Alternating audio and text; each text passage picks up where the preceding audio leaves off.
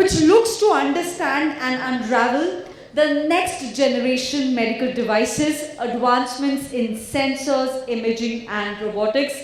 As you can fathom, it's a pragmatically very relevant and pertinent subject, because through these diagnostics, you really get the first symptom and actually the disease that the patient may be undergoing. And to champion this conversation and maneuver the thoughts of our thought leaders, we have with us our moderator, Dr. Rajiv Chhiber, who is the Vice President, External Affairs, Sahajanand Medical Technologies Limited, and Joint Coordinator, Government and Public Affairs at AMED. Sir, I was witnessing you were having a string of conversation and looked like they were very intense, so I'm very curious to understand how the conversation unfolds on stage today. Thank you so much for joining us. Dr. Chhiber is a Senior Corporate Affairs, Policy Communication and Media Strategist with experience across the realm of pharma, medical devices industry, healthcare, environment, power and development sector. He's also a very pertinent and active member of various government committees, subcommittees in the areas of public health advocacy, pharma and medical devices, nutrition, tobacco, NCDs and climate change, to name a few.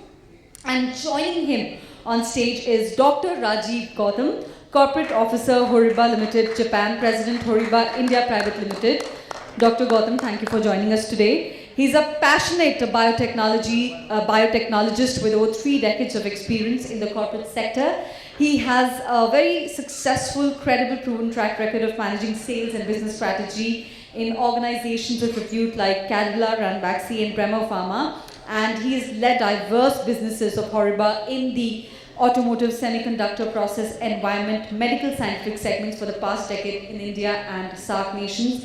And I'm sure you have many, many insightful observations to share with us, Dr. Gautam. Thank you so much for joining us today.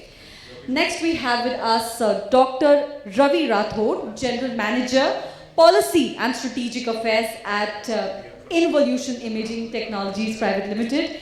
He has an earned history of working across the verticals of health sector like pharma, hospitals, medical devices, clinical research, sales, medical IT, telemedicine solution, government affairs, with experience in working with Apex Chamber of Commerce and Industry. And I'm sure your depth of expertise and diversity of experience will add a lot of value to us, Dr. Rathod.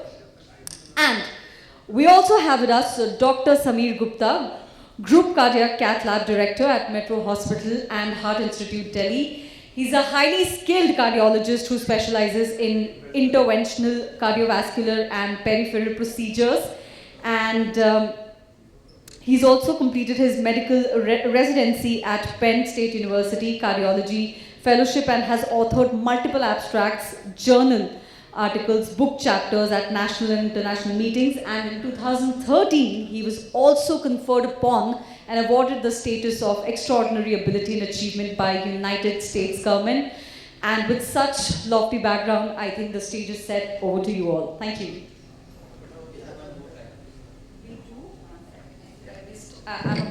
I'm sorry I missed, just give me one moment. So we have Dr. Chhiber, Dr. Gautam. Could you tell me the name, Dr. Rathod? Oh, sir, I missed it. My apologies, sorry. It was in the last page and somehow it got missed. My apologies again. Mr. Atantra Gupta, he is the head Samsung HME Business for India and SAARC countries. He is an industry veteran with over 2 decades of experience, with his operating philosophy being empowering people to grow business with the sole objective to create leaders, the soul of TEAL organization. He is an individual who believes in consistent learning and working towards objective of empowering healthcare infrastructure. And his association have been in numerous important networking committees like co-chair in Medical Device Committee, PhD Chamber of Commerce and Industry, advisor to Bureau of Indian Standards, and advisor to Department for Promotion of Industry and Internal Trade. So welcome, thank you so much for joining us, and let's get this conversation started.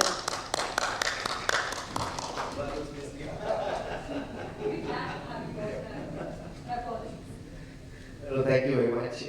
This is a very passionate panel, I can say, because everyone here I know is a passionate leader from their respective fields, and we've been able to interact a lot at various occasions and been discussing a lot on innovation, a lot on how the industry can actually be one of those harbingers to take forward the Atmanirbhar Bharat spiel that our Honorable Prime Minister has been talking about.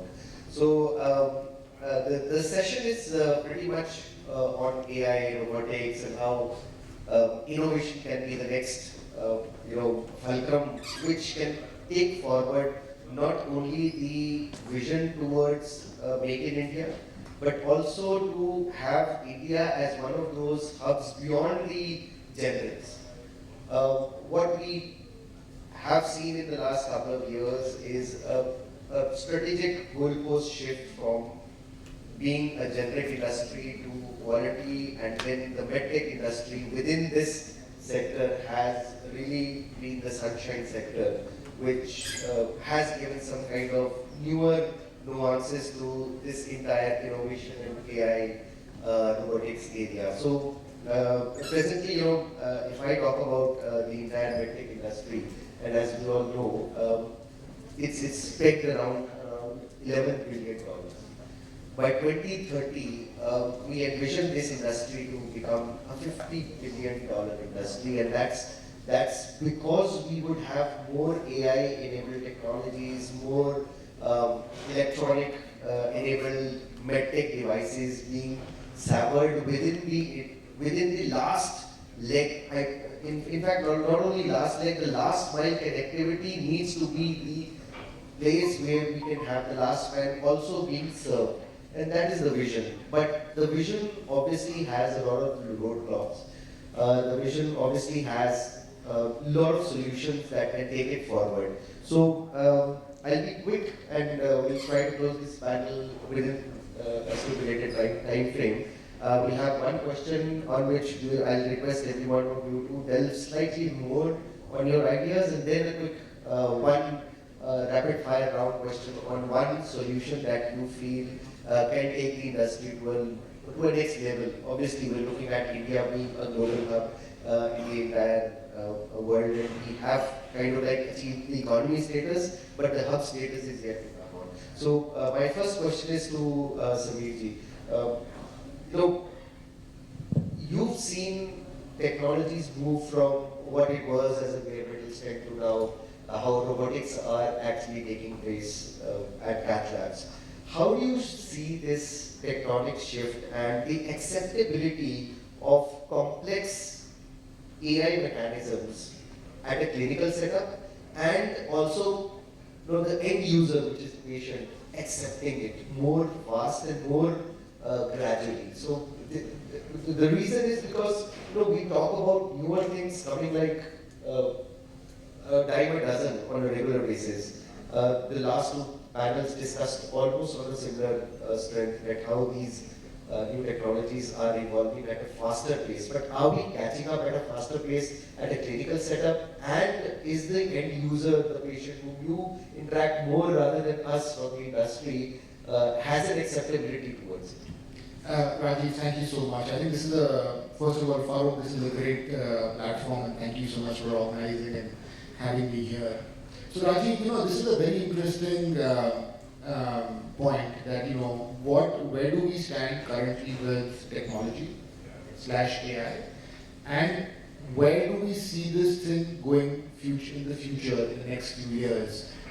Now, when you look at healthcare in general, the way I look at it, both as a health administrator / health leader, as well as a doctor, one is the screening process, right? Can I pick up a disease earlier?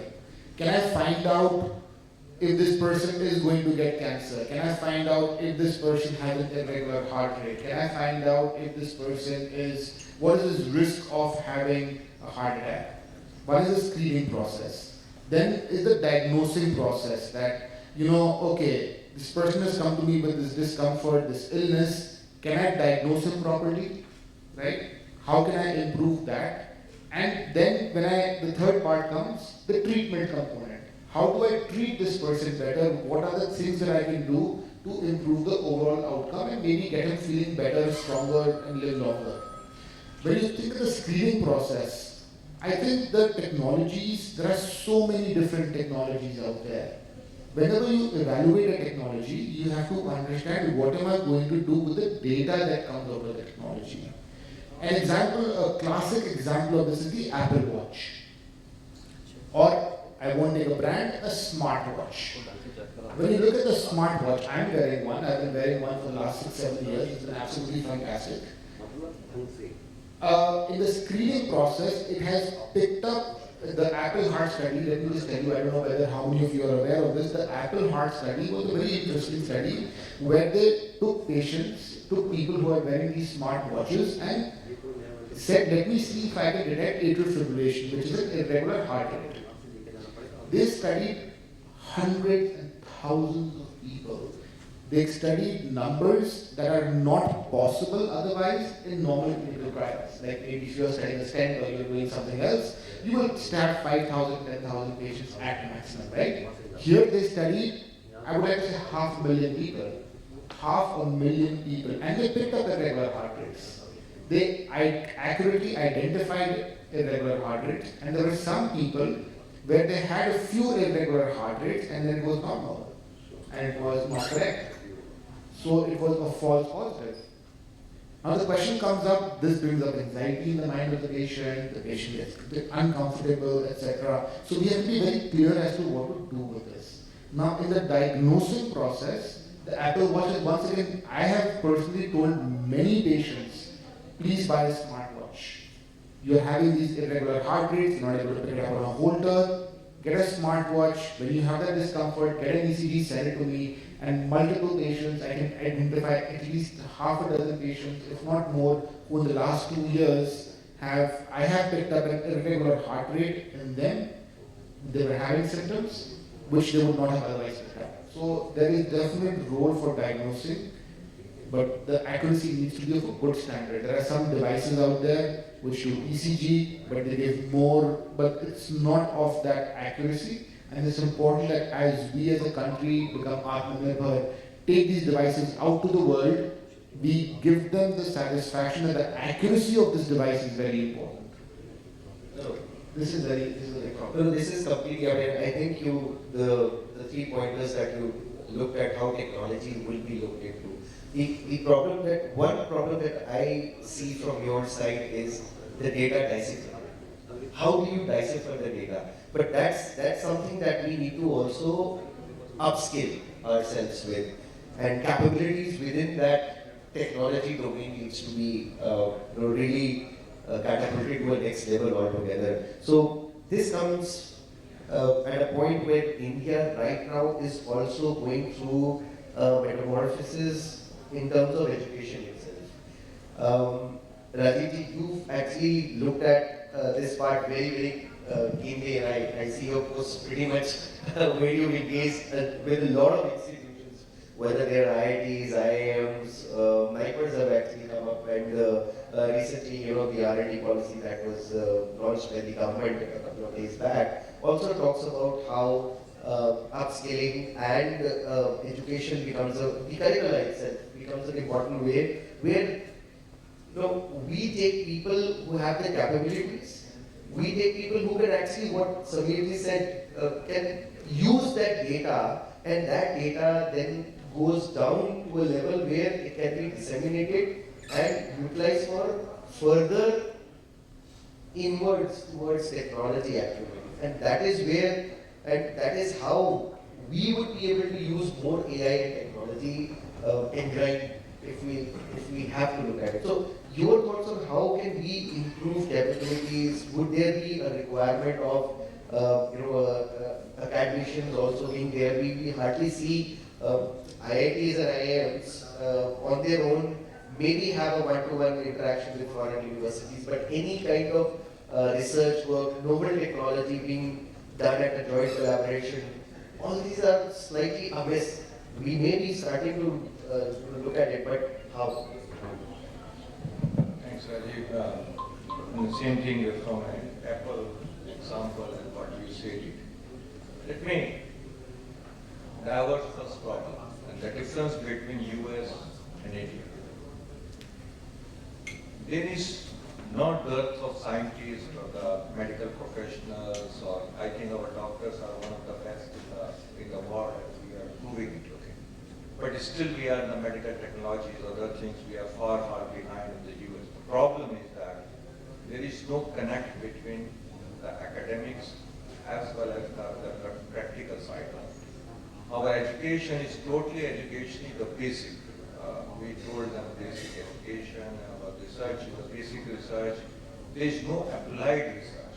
Now what Apple Watch is the result of the applied research, of the applied technology which has come. Okay.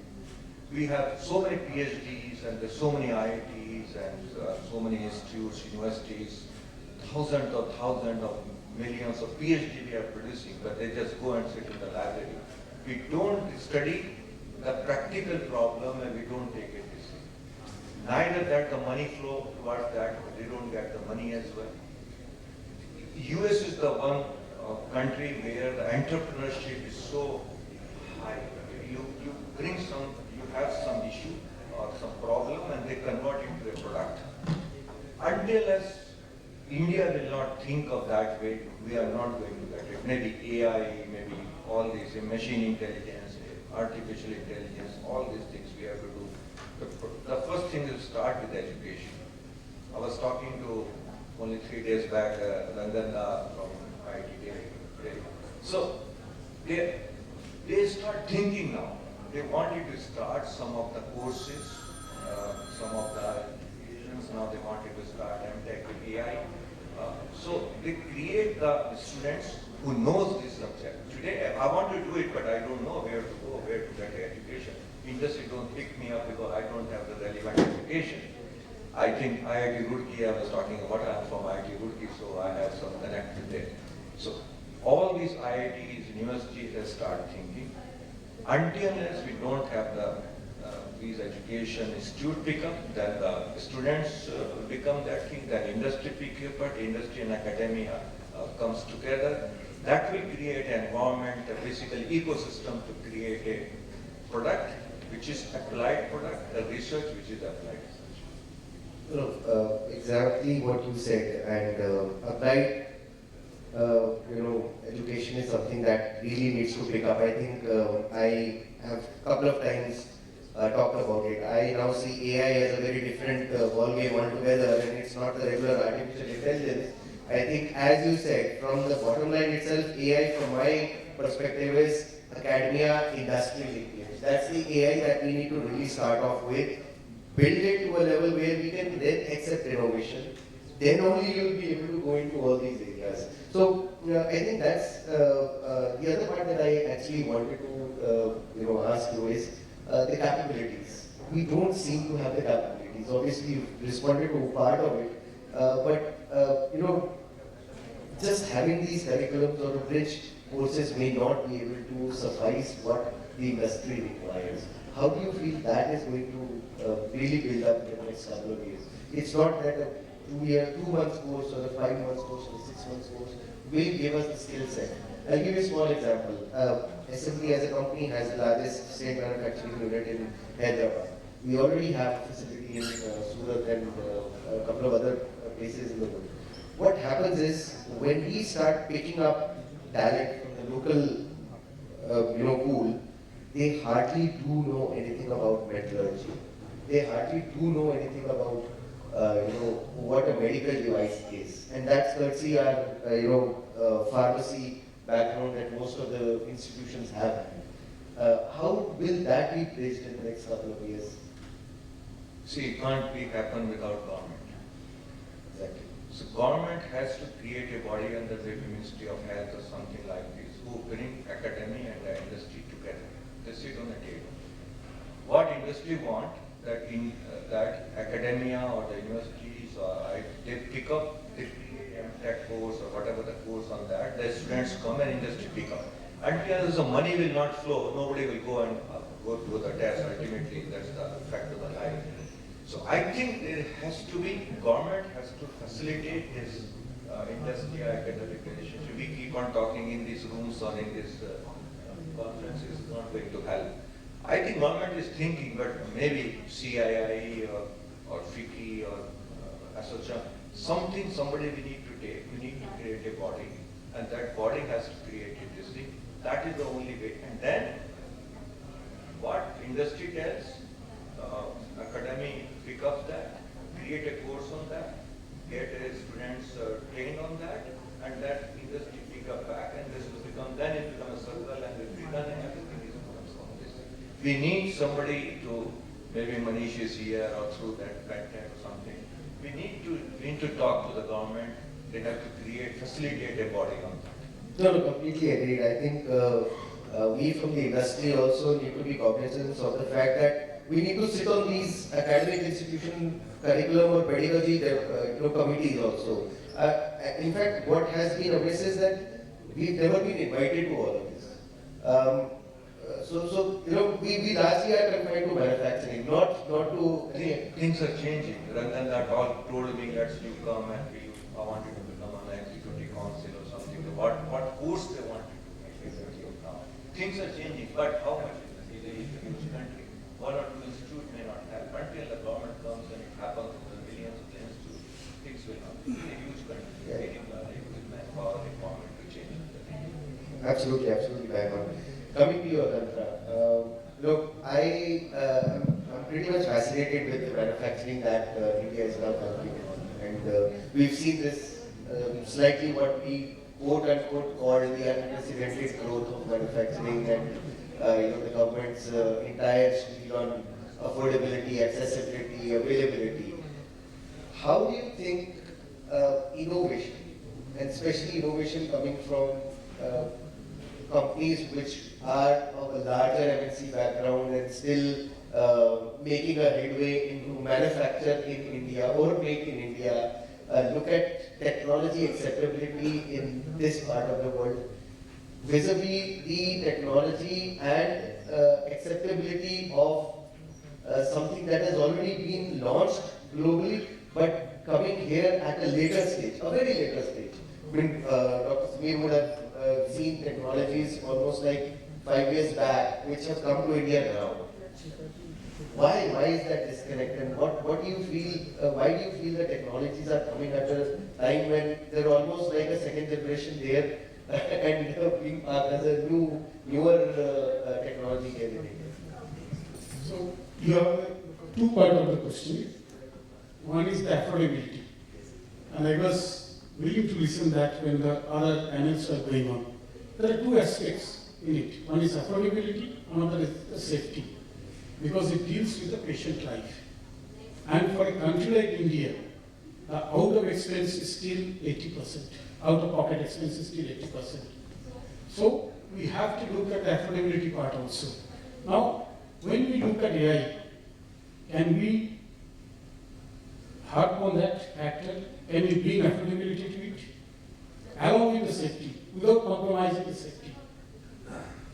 Because the technology is all about safety as well as to make affordable to the patients. So in AI, if you look at, because AI is a huge subject, now generative AI, we are all talking about it. But can the affordability possible with that? So there is in AI